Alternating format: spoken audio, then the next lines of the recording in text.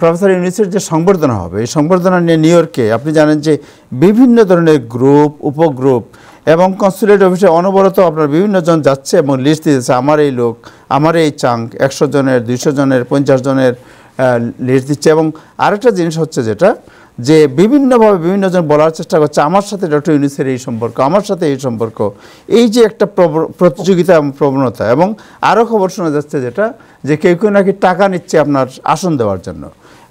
নাজমুল হাসান, আপনি অনেক পুরনো সাংবাদিক এখানে এবং অলমোস্ট সবাইকে আপনি চেনেন। এই ধরনের মানে এই যে নোংরা এক ধরনের মানসিকতা, হোয়াট ইজ দিস? আপনার কি মনে হয়? What is the comment on it? আমার কথাটা হচ্ছে যে প্রফেসর ইউনূস একজন নমস্য ব্যক্তি, উনি আদৌ সম্বর্ধনা নিতে চান না মত বিনিময় করতে চান, সেটাও এটা আসলে বেসিক্যালি ইটস নট এ সংবর্ধনা, এটা হচ্ছে মত বিনিময়। আমরা কিন্তু সবাই নিউজও আমরা কয়েকটা করে দেখলাম সম্বর্ধনা নিউজ, সম্বর্ধনা শব্দটা প্রফেসর ইউনূস কখনো উল্লেখ করেননি এবং গত 1 মাসে তিনি কখনো কোথাও সম্বর্ধনা নেননি। এমনকি যে তিনি ফুল রিসিভ করেছেন এমন কোন ছবিও আমরা দেখি। কিন্তু এখানে কিছু লোক অতি উৎসাহী, এবং আমি একটা জিনিস লক্ষ্য করেছি যে 20 বছর আগে তোলা প্রফেসর ইউনূসের সাথে ছবি দিয়ে এখন সামাজিক মিডিয়াতে ভাইরাল করার চেষ্টা করেছে যে আমি ইউনূসকে চিনি, আমি ইউনূসের অমুক, আমি ইউনূসের ছাত্র, আমি ইউনূসের। এই সমস্ত বিষয়গুলো আমাদের এই যে তালুকদারিপনা যেটাকে আমি বলি, এইটা আমাদের চরিত্রের একটা বহিঃপ্রকাশ। আমরা সবসময় করি যে সমস্ত লোকজন ইউনূসের নাম গত 1 বছরও স্মরণ করেননি, তাদেরকে এখন দেখতেছি ইউনূসের ছবি দিয়ে ফেসবুকে, সোশ্যাল মিডিয়া প্রোফাইল চেঞ্জ করতেছে।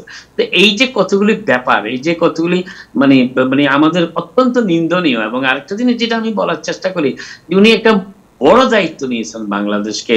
বাংলাদেশ এখন নানাবিধ সংকটে, একটা সংকট হচ্ছে বাংলাদেশের বৈদেশিক মুদ্রা সংকট, একটা সংকট হচ্ছে আগের সরকারের বিপুল পরিমাণ দুর্নীতির যে প্রত্যক্ষ প্রতিক্রিয়া বাংলাদেশের বিভিন্ন কর্মকাণ্ডে, প্লাস বাংলাদেশের গার্মেন্টস শিল্প হুমকির মুখে। আজকে ইকোনমিস্ট একটা রিপোর্ট করেছে যে যদি দেশে এই অবস্থা চলতে থাকে গার্মেন্টস শিল্প মানে খুব সংকটে পড়বে। এই ধরনের কতগুলি বিষয় পরে যারা এখন তাকে সম্বর্ধনা দিবে, তার পাশে চেয়ারের জন্য তদবির করতেছে, তাকে করছে একজন আরেকজনকে, এবং এমনকি তার নোবেল পুরস্কার নিয়েও তাচ্ছিল্য করা হচ্ছে। এই যে কতগুলি বিষয়, এইগুলি আমার কাছে মনে হয় যে আমরা প্রবাসে যারা আছি, মানে হঠাৎ করে যে আমাদের এই যে স্খলন যেটাকে আমি বলবো, এটা এত দ্রুত কিভাবে হলো, এটাতে আমি বিস্মিত। না, এটা আরেকটা জিনিস আমি খবর পেয়েছি যে একদল আরেক দলের সাথে কম্পিটিশন করতে গিয়ে একদল আরেক দলকে অ্যাকিউজ করতে বিভিন্ন জনকে ব্যক্তিগত। আরেকটা জিনিস তাহের আপনি লক্ষ্য করেছেন যে বাংলাদেশ কনসুলেটের মনে যেন ঢল নেমেছে, গ্রুপ গ্রুপ গ্রুপ গ্রুপ। এবং আমি বুঝি না কনসাল জেনারেল বা হঠাৎ করে এত লোককে দর্শন দিবার সময় কোথায় পান। আমি এটাও আমার কাছে আবু তাহের, আমি এখানে পয়েন্ট ব্ল্যাঙ্ক আমরা বলতেছি, কেউ যদি এটা নিয়ে কোনো অর্থনৈতিক ব্যাপার স্যাপারের কথা কোনো গুজব প্রচার করেন, দয়া করে সামনে এসে বলেন যে অমুক এই টাকা নিতেছে, অমুক, আমরা এটা নিয়ে আমরা প্রতিবাদ করি। দয়া করে গুজব ছড়াবেন না। এই গুজব ছড়ানোর একটা সংস্কৃতি সৃষ্টি হয়েছে এখানে। আর এই সমস্ত কিছু বদমাস, ওই যে আছে বদমাস লোক আছে, ভিত্তিহীন কথাবার্তা তারা ছড়াতে চায়। আরো কিছু আছে গুলামের খেসলত আমাদের, মানে কিছু হইলেই যে আমার সাথে ডক্টর ইউনূসের পরিচয় আছে, আরেকজন বলতেছে আমাদের কমিউনিটি নেতা, যে এই সাংবাদিকের সাথে ডক্টর ইউনূসের খুব ভালো পরিচয়, আর অনেক লম্বা, সে আমার এই জমি জমা দখল এগুলো উদ্ধার করে দিবে। আমি 19 সালের সাথে দেখা হইবো আবু তাহেরের, আর বলবো স্যার আপনি আসছেন আমার বাড়িতে, তো ওই জমি জমা দখল করে নিতেছে আরেকজন, আপনি এটা করে দেন। মানে এই সমস্ত লোক কমিউনিটির নেতা আপনার। আমি মনে করি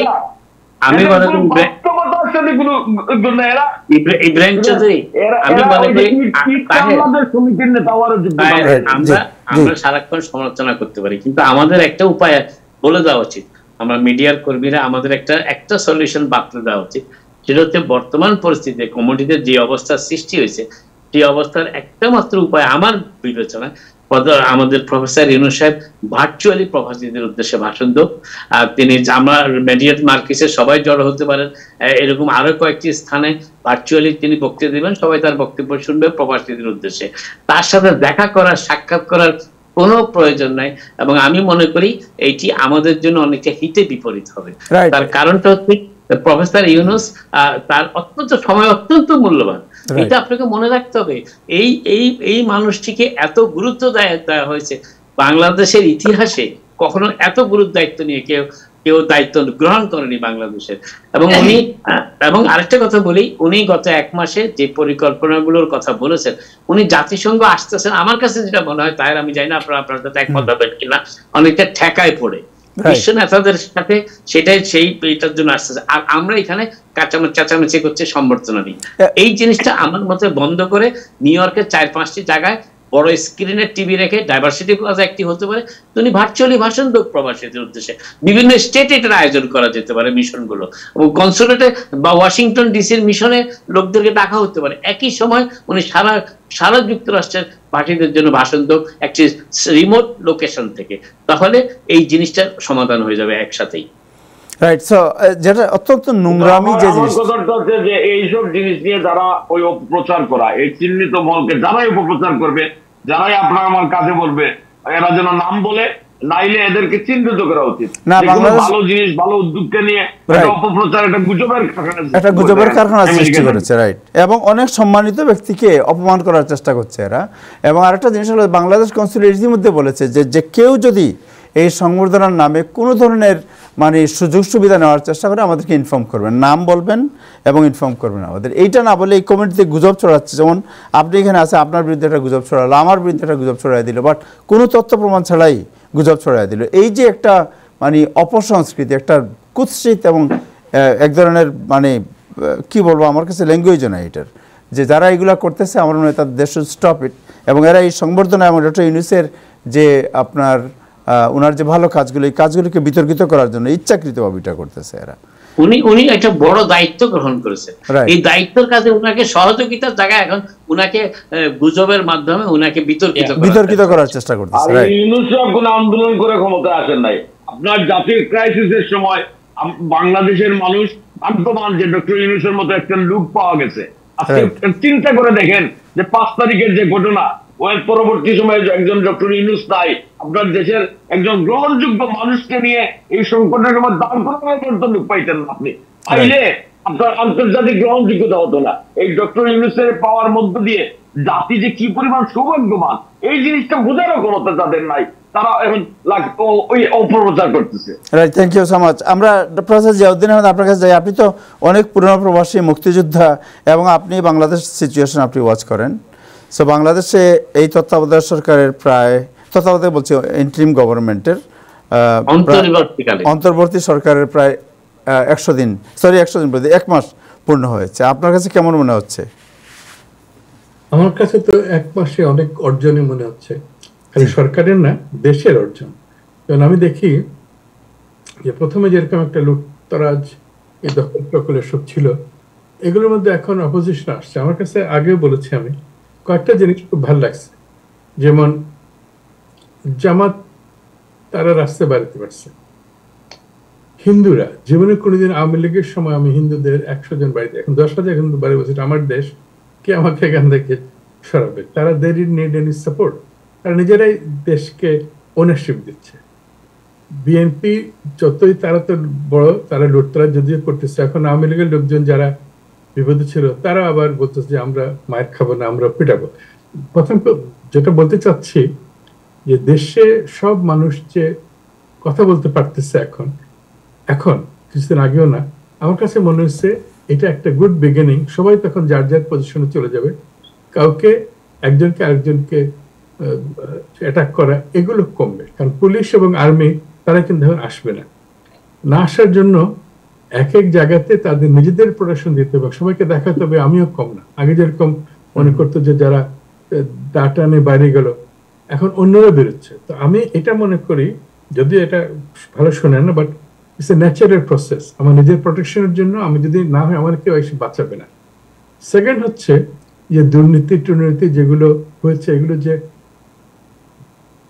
বার করার চেষ্টা করা হচ্ছে। কারণ আমাদের সবচেয়ে বড় যেটা প্রবলেম হচ্ছে প্রশাসনের এখনো কিন্তু যেটা ভয়ের ব্যাপার, যে তারা যে সেক্রেটারিরা শেখ হাসিনার আমলে সব জায়গার মধ্যে দখল করছেন, লুটপাট করছেন, সব খবর জানেন, তারা কিন্তু আবার এক্স্যাক্টলি এর মধ্যে ঢুকতেছে। তো এরকম দেখা গেছে যে শেখ হাসিনার যে প্রাইভেট সেক্রেটারি, ওনার যে প্রাইভেট সেক্রেটারি তাকে এখন আরেকজন কেয়ারটেকার গভর্নমেন্টের প্রাইভেট সেক্রেটারি করা হয়েছে।